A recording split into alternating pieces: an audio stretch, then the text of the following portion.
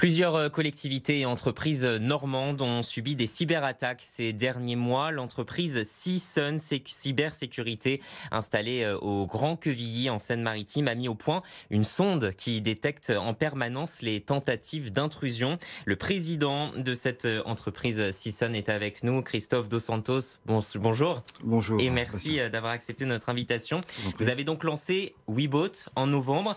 Ce dispositif, à quoi sert-il précisément ? En fait, c'est un dispositif qui sert tout simplement à détecter les menaces, on va plutôt parler de cybermenaces, qui détecte toutes les tentatives d'intrusion qui peuvent se faire sur un réseau, et ça détecte aussi les vulnérabilités. Parce qu'en fait, sur un réseau informatique, une imprimante, une borne Wi-Fi peut être un point d'entrée utilisé par les hackers pour ensuite installer leur logiciel de ransomware, par exemple. Et ça marche un peu comme un électrocardiogramme, c'est ça ? Ouais, en fait, c'est tout simplement, pour faire une comparaison, c'est un électrocardiogramme qui, lui, analyse le fonctionnement du cœur. WeBot, en fait, mesure tout simplement la performance des dispositifs de sécurité du réseau informatique. Qu'est-ce qui distingue cette solution des autres services que peuvent proposer des entreprises déjà sur les cyberattaques ? Alors, il faut savoir une chose, c'est que la plupart des entreprises aujourd'hui sont équipées de dispositifs de sécurité. Elles ont des antivirus, elles ont des firewalls, des pare-feux, qui sont censés protéger contre les attaques. Le problème, c'est qu'on s'aperçoit aujourd'hui qu'il y a des failles, il y a des trous dans la raquette, pour prendre un terme que tout le monde peut comprendre. Et nous, notre rôle, cette sonde, c'est d'être en aval finalement de ces dispositifs et de détecter toute intrusion, toute menace, tout comportement suspect qui peut entraîner à moyen ou long terme une cyberattaque. C'est un peu une solution préventive finalement. On est complètement dans du préventif. On ne fait pas de curatif. C'est pas notre mission. La sonde, elle est uniquement là pour détecter la menace. Et l'idée, c'est d'être très réactif forcément dans ces conditions-là. Quand il se passe une tentative de cyberattaque, il faut aller très vite. Alors, la sonde WeBot dispose d'un dispositif d'alarme qu'on peut graduer selon le curseur qu'on positionne.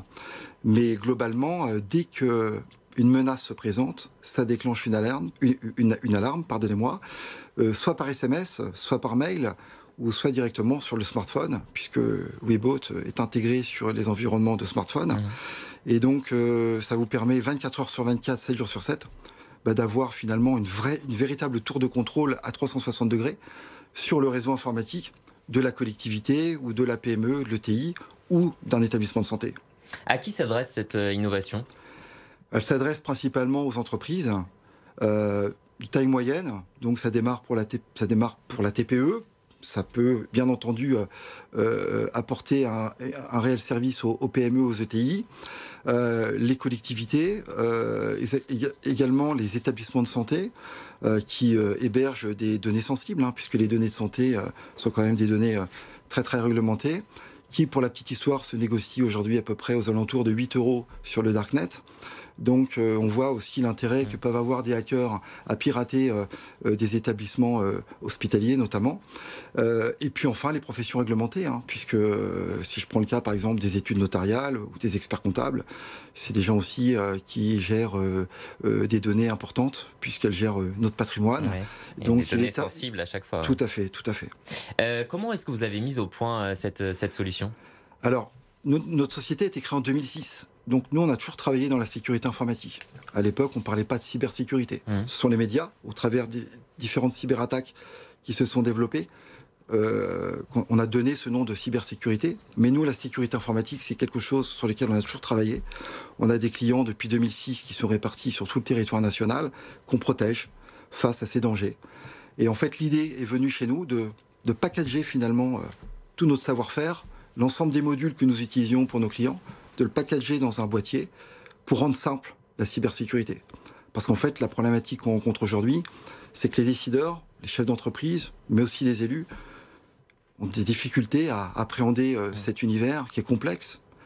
Mais si on veut aussi combattre la cybercriminalité, il faut qu'on apprenne aussi à évangéliser, à simplifier, à démystifier ces problèmes-là pour rendre les situations simples, pour que les bonnes décisions soient prises. Il n'y a pas assez de prévention aujourd'hui, vous dites que tout le monde n'est pas assez préparé? Non, il y a de la prévention. L'ANSSI fait son travail, cybermalveillance aussi. On fait partie de Normandie Cyber qui fait aussi de la prévention. Le problème, c'est qu'il y a de la prévention, de la sensibilisation, mais après, il y a le côté opérationnel. Donc toute cette partie théorique est très bonne, il faut la maintenir, il faut la conserver, mais d'un point de vue opérationnel, il faut mettre des solutions en place. Et cette prévention opérationnelle, c'est celle que propose notre société au travers de la sonde Weebot. Combien ça coûte? Alors, je ne vais pas dire qu'il y a tous les prix, mais en fait, le modèle économique varie selon la taille de l'entreprise ou de l'organisation, et sa taille n'est pas calculée sur le nombre de salariés ou sur son espace, tout simplement sur son nombre d'équipements. Mais globalement, ça démarre à 1 000 € pour une toute petite TPE. Un artisan peut aujourd'hui être protégé de la sonde Weebot. Voilà. Alors, vous avez présenté cette sonde au congrès des maires auquel participait Emmanuel Macron. Est-ce que vous lui avez parlé? Quels ont été les retours sur place? Eh bien oui, on a eu la chance, là c'est vraiment de la chance qu'on a eu d'être sélectionné par les services de l'Élysée. Donc on a appris la nouvelle 24 heures avant l'événement. Et en fait, le président de la République s'est rendu sur notre stand. Et donc on a échangé, comme je fais avec vous. Il m'a posé des questions, il m'a demandé ce qu'on faisait, etc. Et il a vu l'intérêt que notre solution pouvait apporter pour l'ensemble du territoire. Parce qu'il y a une chose qui est claire, c'est que les grands groupes aujourd'hui se sont dotés de solutions pour combattre la cybercriminalité. Mais après, il y a le reste. Et là, c'est beaucoup plus compliqué, parce que des éditeurs français, il n'y en a pas beaucoup.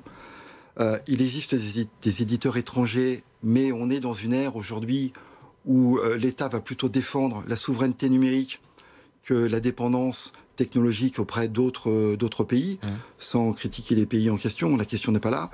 Mais voilà, il y a un sentiment aujourd'hui de reprendre la propriété de l'appartenance du numérique. Et Weebot, qui est une société 100% française, avec des associés qui sont au cœur finalement de la solution, réconforte entre guillemets le président de la République.